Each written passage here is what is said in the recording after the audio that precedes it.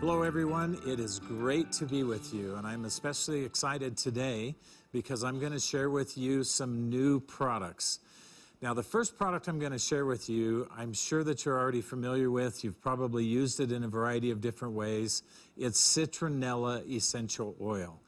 Now I love Citronella because a lot of people are familiar with it, but I like it because of its fresh aromatic scent, a little bit lemony. And it's a little bit different than lemongrass, even though many times people confuse lemongrass and citronella together, but its chemistry is very different. One of the primary things that citronella, for example, is known for is its repellent properties. And so this is a wonderful essential oil that you can apply topically. You can put it in a spritzer or a spray, and that's probably how most people have used citronella in the past, and maybe where your own experience with citronella is. However, like all essential oils, there's other benefits that we can find. It's rare that we have something that's only good for just one or two things. So I'd like to highlight a couple of more areas where we could think about using citronella. Now, a lot of times we find ourselves in circumstances where we have a lot of tissue discomfort or there's irritation that's happened. This is a wonderful essential oil to be able to apply topically. Now, if you use the oil this way, I would encourage you to also dilute the essential oil. Now, that's not because somehow this oil is irritating to the tissues or that it's caustic in any way, but rather because we want to localize the effect and the benefit. So apply it topically right where you need it. Now, there's some other benefits that come from this essential oil, and that it's really clarifying and cleansing to the tissues themselves. And so here's some other ways that you can think about using this particular essential oil. Now, a good combination is to combine cilantro and tea tree essential oil together along with the citronella. And it sounds crazy to say, but if your feet are looking a little disrupted, that might be a good way where you can apply it. And I like applying this combination directly to the toenails or the toenail beds. That's a good way to be able to use this oil. You can also use it with your favorite face wash. Use it as a natural cleanser for the skin. It blends really, really well with wood essential oils. And that's a broad category when we say wood oils, but there's a lot of different wood oils that you can use. Add it to a shampoo for healthier looking hair. And don't forget, you can even use this for your pets, and it'd be very supportive for them in like way as it would be for you. I also like diffusing this essential oil. And there's some good reasons why we might want to diffuse this essential oil. Aroma is very powerful, and I feel like many times we overlook the benefits that come from aroma specifically. However, in this case, we want to use the aroma for some very specific things, one of which is to help stimulate a normal appetite. Now, we know that aroma interacts directly with the hypothalamus, and not to get too technical, but the hypothalamus is how we control appetite. And one of the things that we've seen is a normalization of good, healthy appetite when we diffuse citronella essential oil. Wonderful to diffuse. You can cup your hands together, breathe in the aroma, and don't forget to use it topically in the ways that we've mentioned. So I'd like to introduce another essential oil to you. I'm going to talk with you now about celery seed. Now, I really am excited about celery seed for a lot of different reasons. You can use this topically, you can use it aromatically, so it has very broad spectrum activity. But since we're talking about digestion, I'd like to talk very specifically about how we might use this new oil for some very specific areas of the digestive and urinary tract. So let's talk about some key protocols that we might turn to. Let's talk a little bit about how the body supports itself in an immune sense. Now let's look at the stomach, because remember what we talked about. We said that about 70% of your body's immune capability is coming from the digestive tract. Now that includes both the stomach and it includes the intestinal tract. And so we have some susceptibility that exists there all the time. And using celery seed is one of the ways that we can instill a natural, healthy defense to be protective of those two very delicate and critical areas that in and of themselves provide the defense that we need in an immune capability. And so here's another way that we can use celery seed. Use it in the morning, use it in the evening. Now you can put this in your water if that's what you would like to do. You can do that as well. And sometimes combining with other essential oils gives us additional benefit that we wouldn't otherwise have. If you're having some challenges or problems with stomach upset or other difficulties, this would be an essential oil along with some of the combination I talked about that could be really helpful and beneficial for you. So take some time to learn more about celery seed and figure out how it can most benefit you. Those are some of my very favorite uses. Let's talk about another group of essential oils that I'm sure you're already familiar with, eucalyptus oils.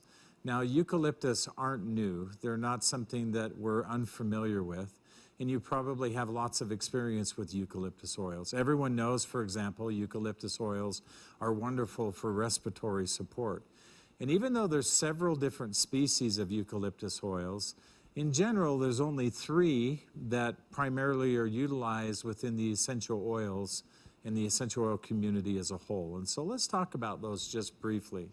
One is Eucalyptus globulus, one is Eucalyptus radiata, and then there's Eucalyptus citrodora, lemon eucalyptus, and that's a brand new essential oil for us. And so let me do some comparison, because many times with the essential oils, one of the things that we do is you'll find that we have several different that seem to have similar benefits, even though the oils themselves can be very different. And so now we have 3 different types of eucalyptus oils that you experience in doTERRA. So let's talk about Eucalyptus globulus. And so we use this typically within our blends. It has high amounts of eucalyptol, the highest of all of them, and we use it within the On Guard and we use it with Breathe. Now, what most people are familiar with is Eucalyptus radiata. And you can see that Eucalyptus radiata and Eucalyptus globulus have some similarity in that their primary compound is eucalyptol, even though Eucalyptus radiata has quite a bit less than what Eucalyptus globulus does. And so both of them can be used equally in terms of how we might perceive or want to use them topically. However, keep in mind that in the blends we have Eucalyptus globulus. And then lastly, we have the Eucalyptus citrodora. Now this is different. This is different than the other 2. The chemistry is very, very different as well. And so rather than we have a lot more eucalyptol, we actually have very little eucalyptol, and it's primarily citronellol. Now, citronellol is an aldehyde, and aldehydes have some very specific benefits for us. And this oil then is meant to be used aromatically and topically. Now, a lot of times, because I talk about citronellol, a lot of people believe, well, it's really similar to citronella essential oil, which we talked about a few minutes ago. And in fact, it is. They do have some similarities. And in fact, all of the ways that you can use citronella, you can also equally use lemon eucalyptus. But lemon eucalyptus, like all essential oils, has its own properties and its own unique features. So let me talk with you real briefly about the extracellular matrix, the ECM. I've talked about this many times. I've talked about how and what the construct of our tissues are within the body, and specifically skin. As you can see that I've illustrated here that we have elastin, and elastin in the extracellular matrix does exactly what you would believe it does. It gives your skin its elasticity. And then we have type 1 collagen, which gives it its strength and structure. And then we have fibroblasts, which are important for synthesizing both elastin and type 1 collagen. Now, there's a lot of different things we can do to support the extracellular matrix. And typically, we've always talked about wood oils and we've talked about flower oils, both being beneficial for the ECM. Lemon eucalyptus has some similar properties. And so combining lemon eucalyptus with maybe a cedar wood or jasmine, or choose your favorite wood or flower oil, is a great way that you can give some extra support to the skin. Now, don't forget that eucalyptus has some clarifying properties associated with it. And so think about eucalyptus in a face wash as well would be something that you could do if you want to add a little bit of extra cleansing or clarifying capability. I like this combination of using with a wood or a flower oil. Now, your skin, just like many other areas of the body, has a lot of susceptibility. And one of the ways that we become most susceptible is through antioxidant capacity and a lack thereof. So we have free radical damage, and we now know and understand very clearly that premature aging of the skin takes place because of free radical damage. That's one of the many reasons.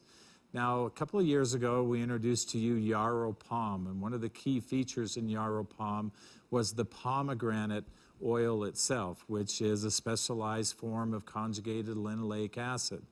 Now, linoleic acid has its own benefits. It's very supportive, very soothing, very healing to many components of the body, but it also has value for the skin, especially when we combine it with the yarrow essential oil. And so a great combination, once again, is to think about lemon eucalyptus along with yarrow palm.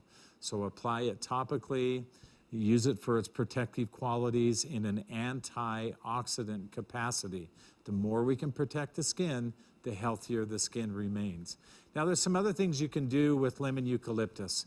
Now, eucalyptus essential oils, in general, all of them that we've discussed, are very soothing to the tissues themselves. So localizing them, applying them directly onto the tissues where you would like to, it's very calming, very soothing, very relaxing to those tissues.